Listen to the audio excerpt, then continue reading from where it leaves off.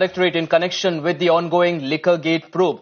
Now, the central agency has called him in for questioning on January 18, but Kejriwal is already scheduled for a 3-day visit to Goa starting January 18. In fact, this is creating some sort of an uncertainty about his availability for the ED inquiry. Remember, the Delhi Chief Minister had skipped his last summons and he had also written another letter to the ED asking in what capacity had he been summoned. The Chief Minister's response to this latest summons is now awaited. ED ने चौथी बार अरविंद केजरीवाल को पेश होने के लिए सम्मन दिया है, लेकिन सुना है कि अरविंद केजरीवाल इस बार फिर ईडी का सम्मान ना करते हुए, कानून का सम्मान ना करते हुए पेश नहीं होने के लिए कह दिया गया है। वो कह रहे हैं जी, शायद जो सुनने में आया कि वो गोवा के दौरे पे हैं। अब कल को, क्योंकि 3 बार जो कानून कहता है कि 3 बार के बाद सम्मन स्किप करने के बाद ईडी के पास ऑप्शन होती है आपको गिरफ्तार करने की।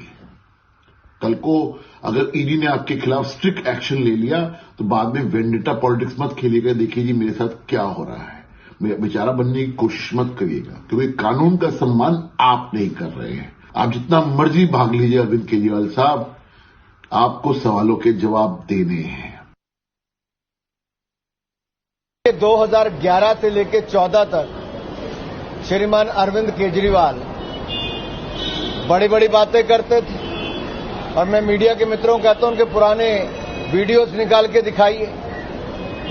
जो कांग्रेस के भ्रष्टाचार के खिलाफ उस समय अपनी आवाज उठाने की बात करते थे, आज वो भ्रष्टाचार के दलदल में डूबे हुए हैं। अब सवाल ये खड़ा होता है कि जान से क्यों भाग रहे हैं?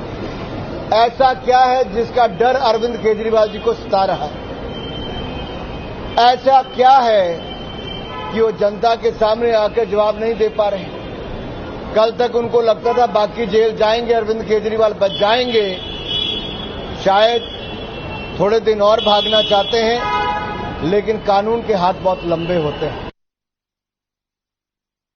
कांग्रेस पार्टी के वरिष्ठ नेता संदीप दीक्षित हमारे साथ है बात करने के लिए। संदीप जी, आज चौथा समन ईडी की तरफ से दिल्ली के मुख्यमंत्री अरविंद केजरीवाल को आया है और किसी वजह से वो कह रहे हैं कि वो आज भी उपस्थित नहीं हो पाएंगे।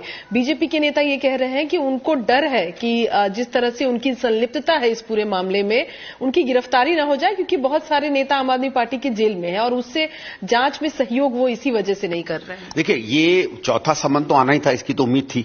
और जो मुझे पता चला है, जैसे मैं अधिवक्ताओं से सुनता हूं, टीवी पे सुनता हूं, कि अगर ईडी आपको बुला रही है तो उसके पास अधिकार है आपको बुलाकर आपसे बातचीत करने का।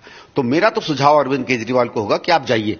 आपको लगता है आप निर्दोष हैं, आपने कुछ नहीं किया है, सरकार ने कुछ गलत काम नहीं किया है, तो भी पुलिस को या अधिकारियों को तहकीकात करने का तो अधिकार है ही। हां, ये हम सब मानते हैं कि ईडी है, सीबीआई है, इनका दुरुपयोग हो रहा है, इसमें कोई दो राय नहीं है। लेकिन दुरुपयोग अलग बात है, प्रक्रिया तो प्रक्रिया होती है ना भाई। हम लोग जैसे बहुत से ऐसी हैं, इलेक्शन कमीशन पे भी बहुत हद तक संदेह होता है, पर इसका ये मतलब थोड़ी कि हम चुनाव ही ना लड़ें। तो वो आपको सहयोग तो आपको करना पड़ेगा। और गिरफ्तारी की बात है नहीं है, और जब होगी तब देखेंगे। पर मुझे नहीं लगता है कि ईडी को कम से कम मुख्यमंत्री पद के किसी व्यक्ति को गिरफ्तार करना चाहिए, वो उचित नहीं होता है। हां, आपको लगता है कि बाद में चल के सिसोदिया हो, कोई हो, वो आपके हिसाब से अपराधी हैं या शक है, तो उसके बाद आप केस करिए, फिर उसके बाद कोर्ट तय करेगा। पर मेरे हिसाब से इनको जाना चाहिए, और जाएंगे तो इसको मामला निपट भी जाएगा। कल ही मीडिया में मुख्यमंत्री जी का दिल्ली से बाहर गोवा के अंदर दौरे का कार्यक्रम अनाउंस किया पार्टी ने कि 18, 19, 20 3 दिन दिल्ली के मुख्यमंत्री गोवा के दौरे पर होंगे लोकसभा चुनाव की तैयारियों के मद्देनजर। और आज मीडिया में खबर आती है कि 18 तारीख के लिए ईडी ने नोटिस जारी कर दिया है। यह इत्तेफाक नहीं है।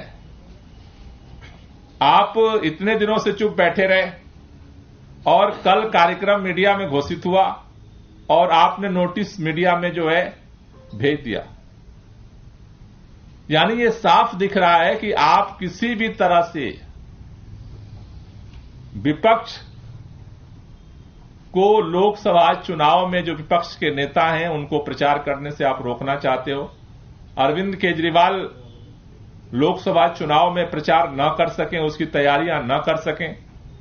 इसलिए आप भाजपा ईडी को अपना एक हथियार बना चुकी है।